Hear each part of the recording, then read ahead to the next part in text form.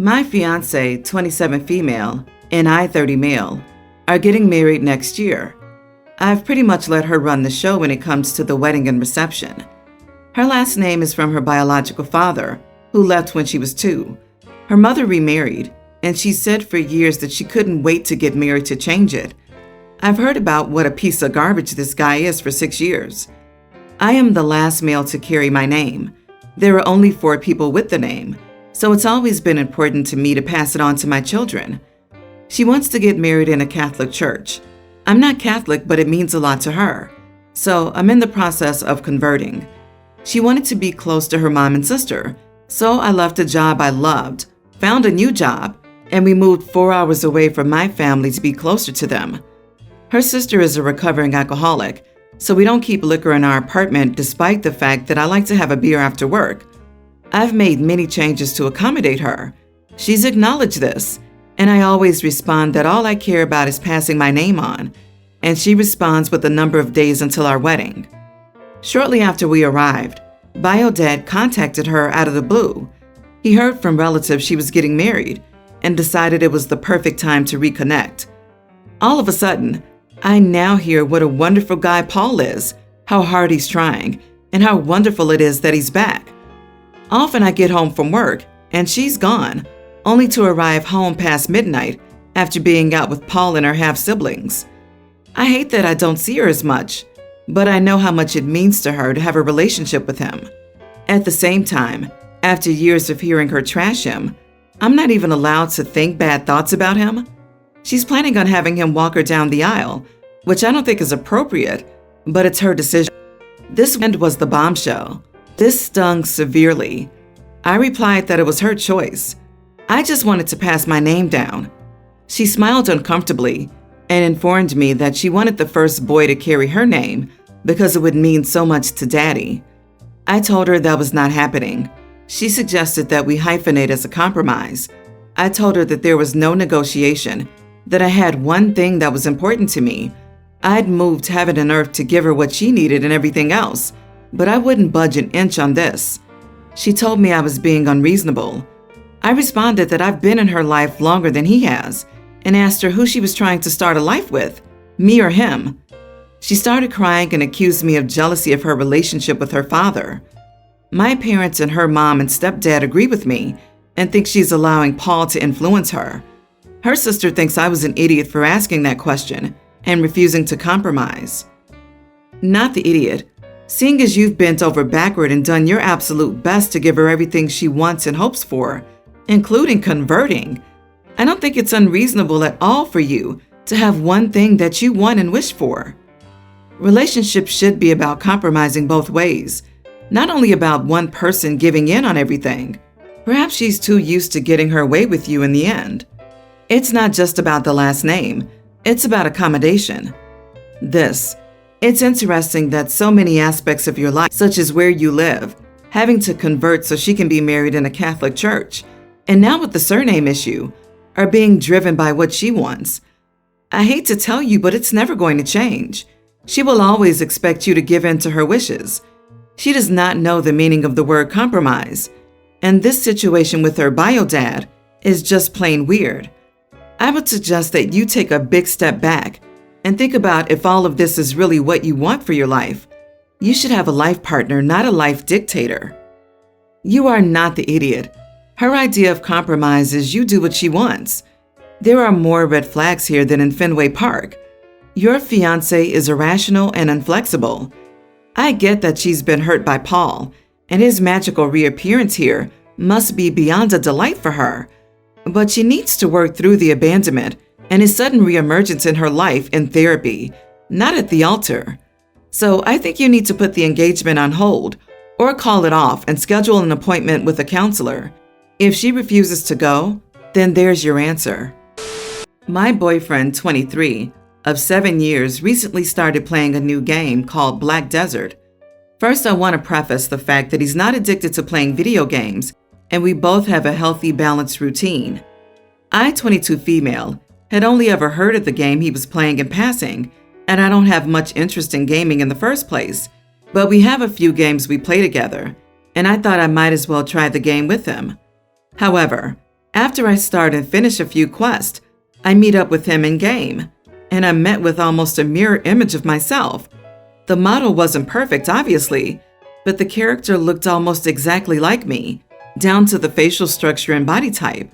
I was very reasonably creeped out, and I asked him why he had gone out of his way to make a character out of me. His weird explanation was that, if I have to look at a character model while I play a game, why not look at someone I already find hot? I said that he was creepy and obsessive, and that I needed a bit of distance. So I've been staying at a friend's place for about 2 to 3 hours. I just can't get the picture out of my head of my boyfriend spending hours creating a lifelike sculpture of me in a character creation menu. I'm starting to feel a bit bad for how I reacted though. So, am I the idiot? Okay, it was going to be no idiots here, but yeah, 7 years together. And after 7 years, he decides he'd rather look at you in a game than look at some random female character he made? Like, that's really kind of sweet, since it means he doesn't even want a fantasy to look at. He wants to see you being the strong warrior he has to stare at for hours at a time. The way you reacted is pretty bad. You're being an idiot about it. Heck, I bet he's even feeling hurt by that. If anything, since someone he's been with for 7 years just called him a creep for not wanting to stare at Big Boobs McGee like 90% of other guys, but instead at his girlfriend. You are the idiot, OP. Agree. We all get to set our own boundaries, but you're so creeped out by a video game character that your boyfriend of 7 years made to look like you that you can't be in the same house as him? That does not seem reasonable. I don't actually think it's reasonable to be creeped out by this at all. I find it cute when my husband makes characters that look like me. I don't think of it as him trying to be me, just that I'm a convenient visual reference, and that even years later he still finds me attractive. I see it as a compliment. I'm not prepared to call you not the idiot because you may have a reason for feeling so bothered, i.e., maybe you once had a stalker who took pictures of you without your consent. But I don't think many people with committed SOs would consider this creepy at all. Unless there's more context, I do believe you're overreacting somewhat. My boyfriend, 42, father of Megan, teen, and I, 37, widow with twins, have been together for 2 years now. He's awesome. We don't live together, but we see each other a lot. My girls love him, and we've quickly become one family. However, Megan and I have a bit of tension between us, but we're working on it. Last week, I arranged a backyard cookout with family and friends. I've invited my boyfriend and Megan. He accepted the invitation, but Megan was like, cookout? Not sure. Meat and whatnot? She's 100% vegan and goes by the nickname Megan the Vegan. Anyway, she said she wasn't coming, and I said no problem. So I got busy with guests, and the main dish was grilled chicken shawarma. To my surprise, Megan showed up with her boyfriend and went straight to sit with her phone watching YouTube. I asked my boyfriend why he didn't give me the heads up, and he said he called, but clearly, my phone was inside the entire time. Everyone grabbed their plates, and I started serving them shawarma one by one. Then Megan showed up in front of me, extending her empty plate to fill it. I felt confused at first. I asked if she was going to have shawarma like the others, and she said, "Ew, no," and proceeded to say she expected me to have something vegan to grill. I was like, "I'm sorry, what's that?" She made a face and went on a long, detailed explanation about vegan grill recipes that I could have made to include her in the gathering. I said I didn't even know she was coming, let alone knowing she wanted a specific vegan grill recipe. I said shawarma was all I had and directed her towards salads and appetizers to choose from, but she pitched a hissy fit about how I made zero effort to include her in the party. Even worse, I was basically forcing her to eat shawarma by not preparing a vegan recipe for her, knowing she's vegan and can't eat meat. I argued that this wasn't true and that it wasn't my fault she decided to show last minute and at least could have brought something to eat. She said, "Daddy called you like 100 times already, and you probably purposely avoided answering since you probably had nothing prepared for me and didn't even want me to come in the first place." She put the plate down and sat watching us eat, saying I excluded her from even sitting at the table with us, even though she said she didn't want to sit and watch us eat meat. It was not cool. Mood 100% ruined. She refused to speak to me or say goodbye before leaving. She just kept claiming I made her go hungry at my home and disrespected her lifestyle by indirectly forcing meat on her. My boyfriend said it was just miscommunication, but I stated that I'm not required to cook for her. She wanted me to apologize for the poor experience, but I refused. Not the idiot. Welcome to the teenage years. Her father should have handled her attitude, and he doesn't strike me as the sharpest knife in the drawer.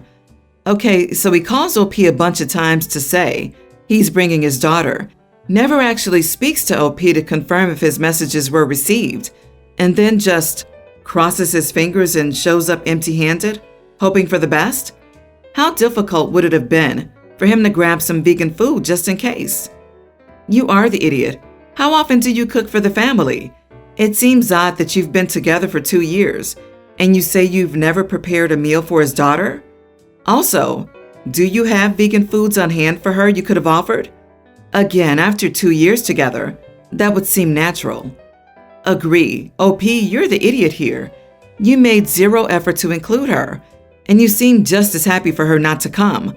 And that's crappy. To me, her saying not sure, meat and whatnot, was a clear opening for you to make an offer to have something for her, but you chose not to. So my younger brother, Matt, never had the best relationship with me or my younger sister growing up. This is because of my parents and their mistreatment of my sister and me, and their use of him as an excuse for it. I'm 9 years older than Matt, and my sister is 8 years older. Matt has a form of high-functioning autism. We've known this since he was about 2 years old.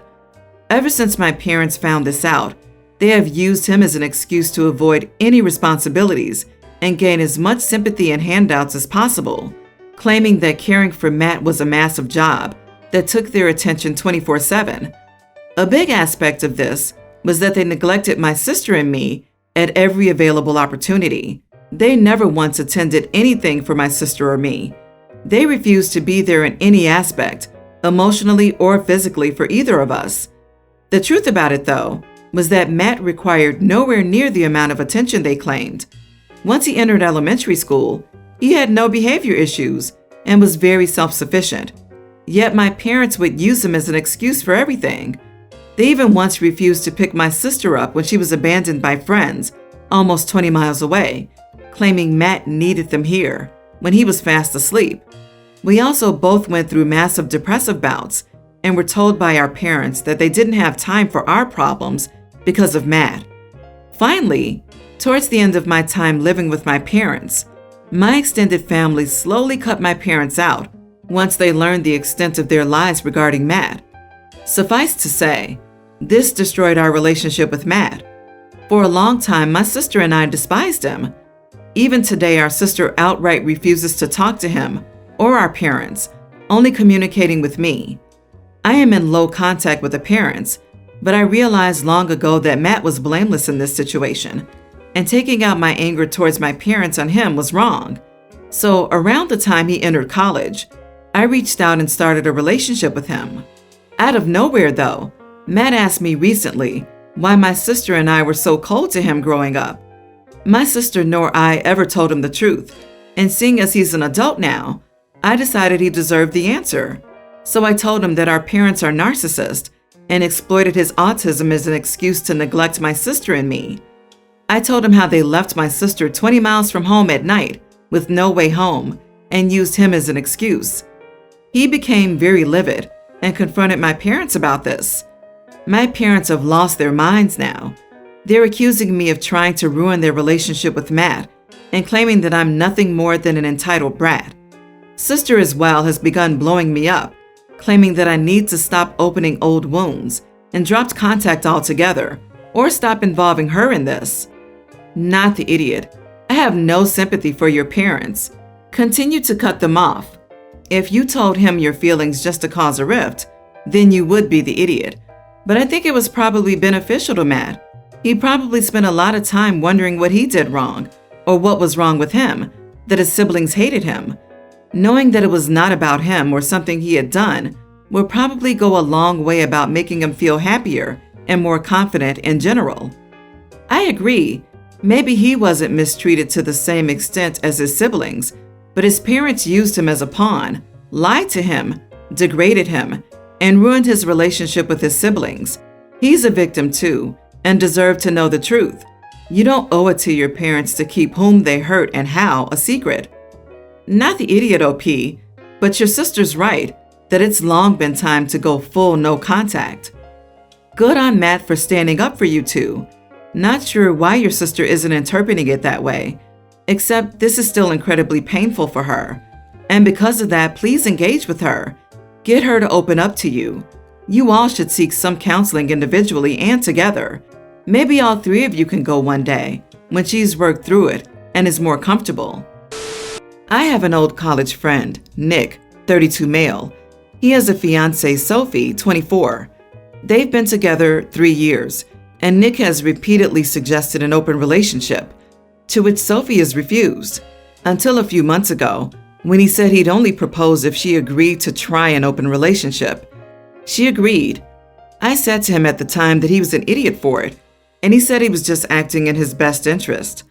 Now, Nick wanted an open relationship so he could see Anna, 29, a girl we knew from college who he always had a thing for. But she was married from him when she was 18 to 26, so he never had a chance till recently.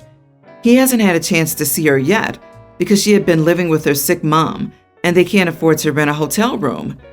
Now, the issue is that Nick showed up at my house last weekend with a suitcase, livid, and asked to crash on my couch. He said Sophie had gone out to dinner and had intimacy with a male model and that she was cheating because he hadn't had the chance to see Anna, and it was unfair for her to see someone so much hotter than Anna, not that Anna isn't attractive. I basically laughed at him and told him this is exactly what was going to happen and that he was being selfish, expecting Sophie not to see anyone or to see people less attractive than her. She's very attractive, and I don't know why she's with Nick, to be honest. He went off on me for not being supportive and stormed out and is trying to turn our friend group against me for not supporting him. I've taken a few days to think about it, but I still can't decide. Am I the idiot? Not the idiot. He needs no sympathy. He had a woman in mind when he asked and requested an open relationship to keep Sophie as a backup if this thing with Anna didn't work out. He probably thought Sophie wasn't hot enough to get someone, or thought Sophie would be so in love with him she wouldn't take advantage of what is frankly his demand. Oh man, I hope he ends up without Sophie or Anna. I think you should lay it out to your friends group, the scam he was perpetrating on the woman in his life, and how whiny and idiot he was when his scam blew up in his face. Your friend group is stupid too if they play along. There's no need to support anyone who pulls such a crappy move, and I hope she manages to dodge this bullet. Not the idiot. Dude didn't want an open relationship. He just wanted permission to cheat. I hope Sophie has realized that the grass is greener on the other side. Wanting an open relationship because one person from your past is now single is a huge red flag. You are not the idiot for pointing out that Nick got what he asked for.